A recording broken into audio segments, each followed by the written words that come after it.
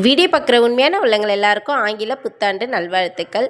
இன்றைக்கி நம்மளுடைய கிச்சன் வீடியோவில் வாழைப்பூவில் பிரியாணி தான் செய்ய போகிறோம். ரொம்பவே டிஃப்ரெண்ட்டாக இருக்கும், அதே மாதிரி ரொம்பவே டேஸ்ட்டாகவும் இருக்கும்.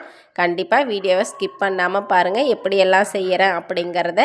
ஃபஸ்ட்டு வாழைப்பூ வந்துட்டு இந்த மாதிரி நல்லா க்ளீன் பண்ணி எடுத்துக்கிட்டு சிறுவை கட் பண்ணி அதை வேக வச்சு ஃபில்ட்ரு பண்ணி வச்சுருக்கேன். அது கூட பார்த்திங்கன்னா பூண்டு, வெங்காயம், இஞ்சி, தக்காளி, அது கூட புதினா தழை ஒரு 4, லெமன் இதெல்லாம் வந்துட்டு க்ளீன் பண்ணி எடுத்து வச்சுருக்கேன். அரிசியுமே ஊற வச்சு அதையுமே ஃபில்ட்ரு பண்ணி எடுத்து வச்சுட்டேன். இப்போ வந்துட்டு நம்ம இதெல்லாம் 1, 2 அரைச்சி எடுத்துக்கலாம். என்னக்கா நீங்கள் எதில் பார்த்தாலும் பிரியாணி செஞ்சிடுறீங்க அப்படின்னு சொல்லிட்டு கேட்காதீங்க. பிரியாணி அப்படின்ற ஒரு வார்த்தை வந்துட்டாவே பசங்க நல்லா விரும்பி சாப்பிட்றாங்க. இந்த வாழைப்பூ வந்துட்டு நம்ம அப்படியே செஞ்சு கொடுத்தாலும் ஓரளவுக்கு சாப்பிடுவாங்க. இருந்தாலும் இந்த மாதிரி பிரியாணியாக செஞ்சு கொடுக்கும்போது ரொம்பவே விரும்பி சாப்பிடுவாங்க. டேஸ்ட்டாகவுமே இருக்குங்க. இந்த மாதிரி இஞ்சி, பூண்டு, வெங்காயம் கூட வந்துட்டு இந்த புதினா தழை இது எல்லாத்தையும் ஒட்டுக்க போட்டு நல்லா நைஸாக அரைச்சி எடுத்துக்கிறேன். இந்த அரைச்சி வச்ச பேஸ்ட்டை வந்து தனியாக வேறு ஒரு பிளேட்டில் மாற்றி வச்சுட்டு அதே மிக்ஸி ஜாடியில் இந்த ஒரு தக்காளி எடுத்து வச்சுருக்கேன் இல்லையா, ஒரே ஒரு தக்காளி தான் எடுத்திருக்கேன். கொஞ்சம் நல்லா பெரிய தக்காளியே எடுத்திருக்கேன். அந்த தக்காளியுமே நல்லா நைஸாக அரைச்சிக்க போகிறேன். நம்ம வந்துட்டு ஆல்ரெடி ஏற்கனவே கீரையில் பிரியாணி செஞ்சு வீடியோவாக போட்டிருக்கோம். ரொம்பவே நல்லாயிருக்கும். வீடியோவை பார்க்காதவங்க கண்டிப்பாக போயிட்டு பார்த்துட்டு வாங்க. தொடர்ந்து நம்மளுடைய சேனலை ஃபாலோ பண்ணிவிட்டு வாங்க. இந்த மாதிரி வித்தியாசமான முறையிலெல்லாம் சமையல் செஞ்சு வீடியோ போட்டுட்ருக்கேன். ரொம்பவே நல்லாயிருக்கும், டிஃப்ரெண்ட்டாகவும் இருக்கும். வீட்டில் இருக்க குழந்தைங்களும் நல்லா விரும்பி சாப்பிடுவாங்க. அதனால் தொடர்ந்து நம்மளுடைய சேனலை ஃபாலோ பண்ணிவிட்டு வாங்க. இப்போ வந்துட்டு நம்ம இந்த தக்காளியுமே நல்லா பேஸ்ட்டாக பண்ணிக்கலாம். தக்காளியை அப்படியேவும் போடலாம், நல்லா சாப்பாட்டுக்கு கூட நல்லா கலரும் அப்படிங்கிறதுனால நான் நல்லா நைஸாக அரைச்சி எடுத்துப்பேன் எப்போவுமே. அடுத்ததாக பார்த்திங்கன்னா நம்ம பிரியாணிக்கு போடுவோம் இல்லையா இலை, அப்புறம் அந்த பூ, கிராம்பு, பட்டை இது எல்லாத்தையும் கொஞ்சம் கொஞ்சம் லைட்டாக எடுத்துக்கலாம்.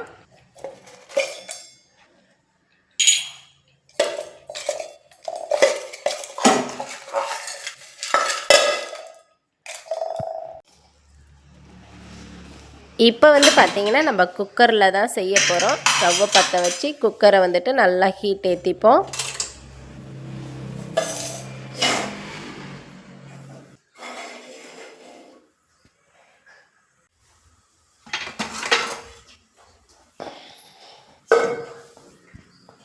குக்கர் நல்லா சூடானதுக்கப்புறம் டால்டா கொஞ்சம் எடுத்து வச்சுருக்கேன். இந்த டால்டாவை வந்துட்டு கொஞ்சமாக போட்டுக்கிறேன், அதிகமாக போட கிடையாது, லைட்டாக தான் போட்டிருக்கேன்.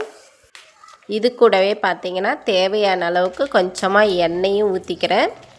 தாளிக்கிறோம் இல்லையா, அந்த எண்ணெயும் ஊற்றிக்கிறேன்.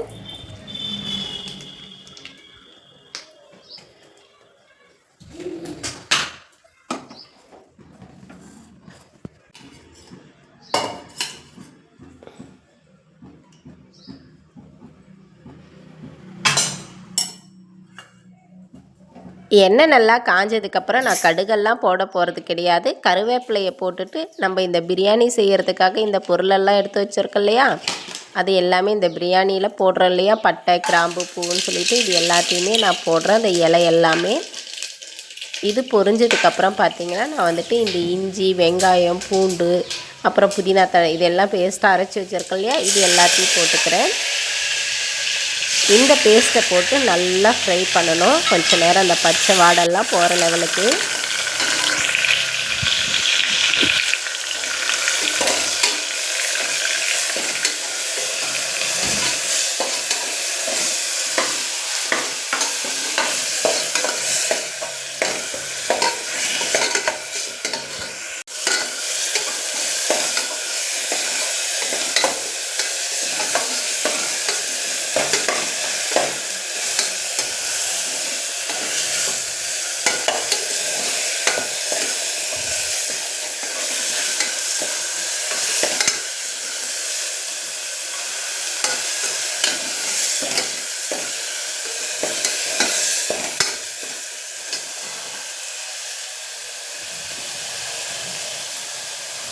இப்போ வந்து பார்த்திங்கன்னா இந்த தக்காளியை நம்ம அரைச்சி வச்சுருக்கோம் இல்லையா, நல்லா பேஸ்ட்டாக அந்த தக்காளியுமே போட்டுக்கலாம்.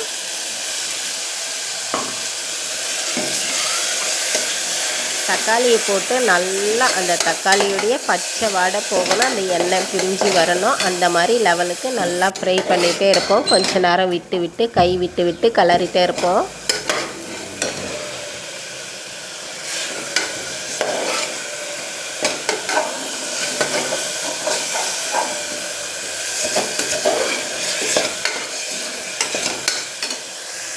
பாருங்கள், இப்போ இந்த மாதிரி ஸ்டேஜில் நம்ம வந்துட்டு வாழைப்பூவும் நம்ம நல்லா வேக வச்சு அதை ஃபில்ட்ரு பண்ணி வச்சுருக்கோம் இல்லையா, அதையே போட்டுப்போம்.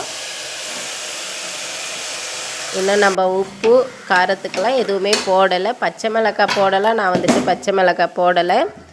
இப்போ வந்துட்டு தேவையான அளவுக்கு உப்பு, மஞ்சத்தூள், காரப்பொடி இதெல்லாம் போட்டு நல்லா ஃப்ரை பண்ணிப்போம்.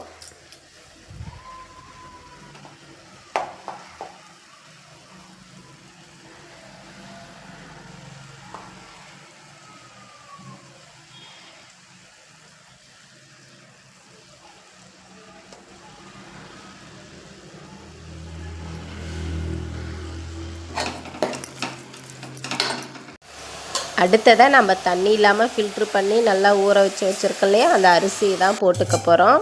அரிசியை போட்டு எந்த அளவுக்கு தண்ணி தேவையோ அந்த அளவுக்கு தண்ணி, அதாவது அரிசி 1 மடங்குன்னா 2 மடங்கு தண்ணி ஊற்றணும். அந்த அளவுக்கு அளந்து ஊற்றிருக்கேன் தண்ணியை. இப்போ நான்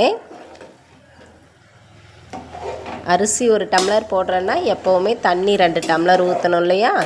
பிரியாணி செஞ்சாலும் குக்கரில் எந்த ஒரு சாப்பாடு செஞ்சாலுமே அதே மாதிரி நான் அளந்து இப்போ தண்ணியுமே ஊற்றிக்கிட்டேன்.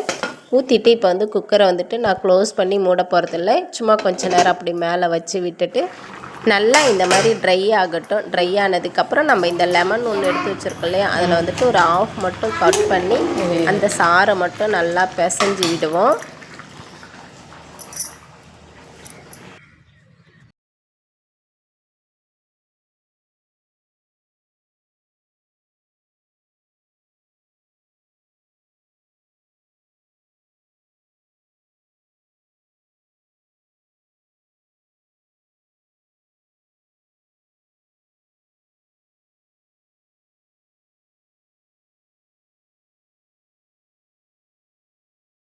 இப்போ நல்லா கலரி விட்டுட்டு இப்போ வந்துட்டு விசில் எடுத்துட்டு குக்கரை மூடி திரும்ப விசில் போட்டு விட்டு க்ளோஸ் பண்ணி விட்டிங்கன்னா போதுமானது. ஒரு 2 விசில் வந்ததுமே பிரியாணி ரெடி ஆகிடுங்க. இன்றைக்கி நியூ இயர் அப்படிங்கிறதுனால அவங்க மாமா கூட கூட்டிகிட்டு கதிர் வந்துட்டு படத்துக்கு போயிருக்கான். நாங்கள் வந்துட்டு எங்கேயும் போகல. அங்கே இங்கே போயிட்டு நல்லா ஜாலியாக சுற்றி அலைஞ்சி தேஞ்சி ஓஞ்சி வர்றதை விட இந்த மாதிரி நல்லா வாய்க்கு ருசியாக உடம்புக்கு ஹெல்த்தான சாப்பாட்டை சாப்பிட்டு குட்டியாக ஒரு தூக்கத்தை போட்டு எழுந்திரிச்சோம்னா அதில் இருக்குது பாருங்கள் நிம்மதி. அப்பா, அங்கே இங்கே சுற்றி வர்றதை விட ஆஞ்சி ஓஞ்சி திரிஞ்சு வர்றதை விட இதில் இருக்க சந்தோஷம் இருக்குது பாருங்களேன். நம்மளுடைய வீடியோ பிடிச்சிருந்தா ஒரு லைக் பண்ணி ஷேர் பண்ணி சப்ஸ்கிரைப் பண்ணாமல் வீடியோ பார்க்குறவங்களா இருந்தால் மறக்காமல் சேனலை சப்ஸ்கிரைப் பண்ணி வச்சுக்கோங்க.